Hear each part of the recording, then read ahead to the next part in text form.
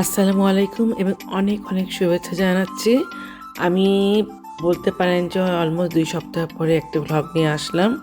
আজকে একটু নিজের কথা বলে শুরু করব। আপনারা যারা আমার ভিডিও দেখেন, আমার ছবি দেখেন, আমাকে দেখেন, আমার পরিবারকে বুঝেন, তাদের মধ্যে থেকে আমার কাছে কিছু কমেন্ট এসেছে যে আপনাদের মনে হয় যে আমি অনেক সুখী আছি, অনেক ভালো আছি, আমি লাইফ খুব এনজয় করছি। কিন্তু আপনারা কেউ এটা জানেন না যে মানে আমার জীবনে কি হয়ে যাচ্ছে, আমার কর্মক্ষেত্রে আমি যে একটা বিশাল স্ট্রাগলের মধ্যে দিয়ে পার করেছি বা গত ৪-৫ বছর ধরে আমাদের উপর দেখিয়ে যাচ্ছে, বা আমার শরীরটা কেমন আছে। আসলে আপনাদেরকে দেখতে কি ভালো লাগবে আমার কান্নাকাটি, আমার কমপ্লেন, আমার ন্যাগিং, আমার আহাজারি, আমার কষ্ট? কারোরই কিন্তু ভালো লাগে না। আপনারা ফেসবুকে আমার বা অন্যদের যাদের জীবনটা দেখেন, এটা সারাদিনের হয়তো ছোট্ট, আমি বলবো যে 10%ও না। এই ভিডিও করার আগ মুহূর্তে আমি জানলাম আমার বন্ধুর একজন মা মারা গেছে। তো প্রতি মুহূর্তে জীবনের কাজে, অফিসে, সাংসারিক জীবনে, পার্সোনাল লাইফে, সোশ্যাল লাইফে প্রতিটা মুহূর্তে আমার তো মনে হয় একটা মেয়ে হিসেবে বাধাটা আরও বেশি, পথে কাটা আরও বেশি। আপনারা যদি মনে করেন যে আমার মানে life is bed of roses for me, really not at all. আর্থের ভিডিও দিতে একটু দেরি হয়ে যাচ্ছে, কিন্তু আজকে থেকে ঠিক করেছি যতই কষ্ট লাগুক দেবো। কোয়েল তপু আমাদেরকে ১.৫ ঘন্টা ধরে এত সুন্দর সি ভিউ, সি ফুড আমাদের খাইয়েছে, এবং ইট ওয়াজ রিয়েলি রিয়েলি এক্সপেন্সিভ। কিন্তু আমার কাছে মনে হচ্ছে এইরকম একটা ফাইন ডাইনিং আমার সারা জীবন মনে থাকবে। Thank you so much Tapu, Koel এবং আমাদের যে ৩ বাচ্চা। দেখেন ইয়াসিন কিন্তু দৌড়ে যে ফ্রেঞ্চ ফ্রাইসটা নিয়ে, সে তার এগুলো খেতে খুবই ভালো লাগে। সে ফ্রেঞ্চ ফ্রাইস দেখলে একদম নিজে আমি কি বলবো, মানে he just Kant stop it. তারপর ওখান থেকে আমরা পিনাকেলে গেলাম। পিনাকেলের ইতিহাসটা কিন্তু রিয়েলি ইন্টারেস্টিং। সো এখানে সমুদ্র ছিল, এই যে বালুর মধ্যে যে এরকম পাথর দেখতে পাচ্ছেন, কাইন্ড অফ লাগে 4000 ইয়ার্স আগে এখানে ইট ওয়াজ আন্ডার ওয়াটার। কিন্তু দেখেন এখন কিন্তু এটি সমুদ্রপৃষ্ঠ থেকে অনেক উপরে, এবং সমুদ্র অনেক অনেক দূরে চলে গিয়েছে, এবং it's just like a desert.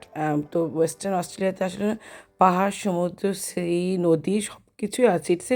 It's a blend of mother nature. মানে মাদার নেচার মনে হচ্ছে কি ওয়েস্টার্ন অস্ট্রেলিয়া থেকে আসলেই সুন্দর এক খেলা করছে। এখানে খুব সুন্দর পাথর দিয়ে ভাবে একটু ওয়ে আউট করা ছিল, so that you can really move your car and drive your car actually quite safely. তো আমরা এভাবে ঘুরে ঘুরে দেখছিলাম। এই ভিডিও ফুটেজগুলো কিন্তু আমাকে ম্যাক্সিমামই কোয়েল দিয়েছে, বা তুহিনের মোবাইল থেকেও আমি নিয়েছি, বা তন্ময়ের থেকেও। এই যে নোহা, আমাদের নোহা, ছোট্ট নোহা এখন কত বড় হয়ে গিয়েছে। নোহা হচ্ছে আমাদের প্রতিবেশী ছিল, সেলিম ভাই এবং শিখা ভাবি, ওনারা রকামটা আমাদের একদম পাশেই ছিল। 5 days 4 nights যে আমরা পার্থে ছিলাম, আমাদের বলতে পারেন যে 3 দিনই শিখা ভাবি এবং তপুদের সাথে খুব সুন্দর একটা কোয়ালিটি টাইম, ফ্যামিলি টাইম কেটেছি, যেটা আমার কাছে মনে হয় না যে প্রতিটা টাইমই আমার কাছে মনে হয় যে আমরা ইউজ করেছি।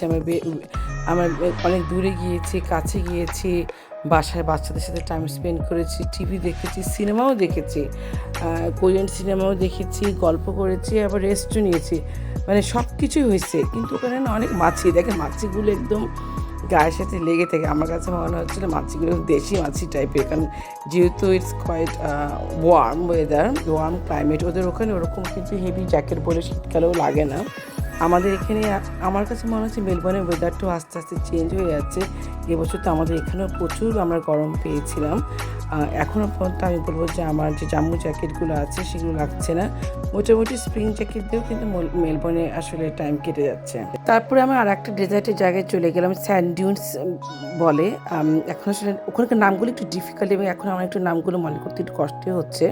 কিন্তু ওদের যে সূর্য, যে অস্তটা, এটার বিশাল একটা সূর্য, মনে হচ্ছে যে রক্তের মতো একদম, এবং সেটাকে মনে হচ্ছে সামওয়ান হ্যাজ রিয়েলি পেইন্টেড ইট। যেখানেই আপনারা যান না কেন, আপনারা আমরা বাসা থেকে এখন বের হলাম, এটা হচ্ছে তপু কোয়েলের বাসা থেকে। জায়গাটা অসম্ভব সুন্দর, রিয়েলি রিয়েলি পশ। এই বাসাগুলো ডিফারেন্ট, মানে হ্যাঁ, it's beautiful area, sunny day to day.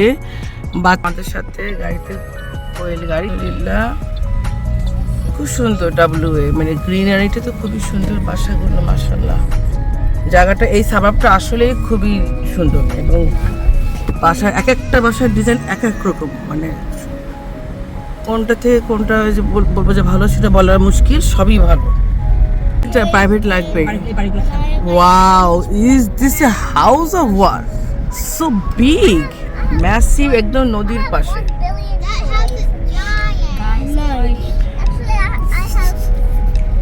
তো মাছি চলে এসেছে। তো ওর টয়েজ আমরা অনেক বিয়ে করে দিয়েছি বাসায় করার সময়, এত টয়েজ রাখা যাচ্ছে। আমার কাছে মনে হয়েছে পার্থে সবার প্রচুর টাকা, এগুলি বাড়ি না, এগুলো যেন ম্যানশন, প্যালেস। হয়তো 2-1 জন থাকে বা 2-3 জন থাকে, কিন্তু এই যে নদীর সামনে, সমুদ্রের সামনে এত সুন্দর সুন্দর বাসা এদের, মানে আমার কাছে মনে হচ্ছে একটা কেকের মতো বিশাল বাড়ি। মানে অনেক, আমি একজনের বাসায় গিয়েছি হাসান ভাইয়ের, ওনার তো একদম 3তলা বাড়ি। এই যে এই নদীটা কিন্তু একদম তপু কোয়েলদের বাসা থেকে একদম ওয়াকিং ডিস্টেন্সে, এবং এখানে কিন্তু লোক, মানে প্রার্থী লোকেরা খুবই স্বাস্থ্য সচেতন। ওরা সবসময় এরকম হাঁটছে, দৌড়াচ্ছে, সাইক্লিং, পুরো শহর জুড়ে আপনি এরকম সাইক্লিং দেখতে পারবেন, হুইচ ইজ ভেরি সেফ। এবং এই যে সুন্দর বীজটা ওরা মেনটেন করেছে, গাছগুলো এত সবুজ, পাতাগুলো মনে হচ্ছে কি পেইন্ট করা। ওদের বাসার যে ইনডোর প্লান্টসগুলো আছে তপু কোয়েলে, সেগুলো আমার খুবই ভালো লাগছে, মানে রিয়েলি রিয়েলি রিয়েলি গ্রিন যেটা বলে। বাসার সাথে আবার কিন্তু দেখিনি, বাসাটার সাথে কিন্তু দোতলায় সুইমিং পুলও আছে, মানে দোতলায়, মানে কীরকম একটা ইনোভেটিভ চিন্তা। এবং প্রতিটা বাসা, মানে classic house, modern house, architecture ওদের আসলে আমি বলবো যে ওদের নিশ্চয়ই ভলিউম বিল্ডার, এরকম মেলবোর্নের মতো না।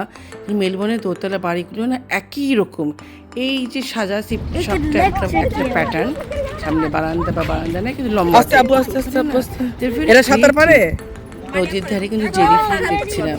বাংলাদেশে কিন্তু নদীতে আমি কখনো জেলিফিশ দেখি না, এখানকার জেলিফিশ সমুদ্রের ধারে নর্থ কুইন্সল্যান্ডে বা এখানেও দেখলাম নদীতে জেলিফিশ, এই জেলিফিশগুলো করে কামড় দিবে, তখন কিন্তু খুবই জলে। এই জন্য অনেক জায়গায় কি সুন্দর জায়গাটা, মাশাআল্লাহ। ছোট ছোট মাছও তো দেখা যাবে। আস্তে আস্তে আপু, মারিয়াম আছে না, সাঁতারু আছে কি? আমার ছেলে কিন্তু উত্তেজনার ঠেলায় ভিডিওটার মাঝে মাঝে এরকম ক্যামেরাটা উল্টাপাল্টা হয়ে যাচ্ছিল। কিন্তু দেখেন সকালে ঝিকিমিকি রোদ, এত সুন্দর মিষ্টি, এই জায়গাগুলো মনে হচ্ছে না যে সুন্দরবনের মতো, এরকম ম্যানগ্রোভ টাইপের। আমার তো মনে হচ্ছে না, আমার যদি এরকম নদীর সামনে একটা বাসা থাকতো, আমি বোধহয় নদীর সামনেই বসে থাকতাম। বাসায় আমি একদম ঢুকতামই না। পানি কিন্তু একটা থেরাপি, পানির পাশে থাকা কিন্তু একটা রিয়েলি ইটস ভেরি থেরাপিউটিক, এবং এটা কিন্তু মনও খুব ভালো থাকে। যাই হোক, ওই দিন শুক্রবার ছিল, আমি তুহিন এবং তপুর সাথে আমরা বাসা থেকে বোধহয় খুব একটু দূরে না, একটা কমিউনিটি সেন্টারের মতো ফ্রাইডে নামাজ পড়তে গেলাম। ইন্টারেস্টিং, প্রথমে লোক ওরকম ছিল না, পরে এই জন্য আমার মহিলারা আমরা এরকম মানে পিছনে চলে আসি, এদের জন্য এরকম ব্যবস্থা করেছিল। এত ছবি পারতে, তো ছবিগুলো আমি অনেকগুলি পোস্ট করেছি, তো ভাবলাম ছবি আকারে না দিয়ে আমি ভিডিও আকারে সমস্ত ছবিগুলো একটা অ্যালবামে করে পরে একটা ফাইনাল আমি একটা ভিডিও আপনাদের জন্য ব্লগ আকারে নিয়ে আসবো। পানিগুলো দেখেন এত স্বচ্ছ, মনে হচ্ছে ফিল্টার্ড ওয়াটার, এখনই পানি খাওয়াই যাবে। তো এরকম বিভিন্ন মুহূর্তে আমার সাথে প্রকৃতির সাথে পরিবারের, আমাদের সবার সাথে সবার, এবং পানিটা ঠান্ডা ছিল, সবার সাথে সবার এরকম ছবি নিয়ে আপনাদের সাথে প্রতিটি মুহূর্ত যেভাবে আমি শেয়ার করি সেভাবে শেয়ার করে আশা করি আপনাদের ভালো লাগবে। আমার আরও নিশ্চয়ই মিনিমাম আরও 2টো বার্থডে ভ্লগ আসবে। ঈদের ভ্লগ আমি এখনও আপলোড করতে পারি নাই, আমি ভয়েস ওভার ঠিক করেছি উইকেন্ডের মধ্যেই দিয়ে দেবো। আমি আপনার এই উইকেন্ডের মধ্যে অনেকগুলো ভিডিও কিন্তু পাবেন।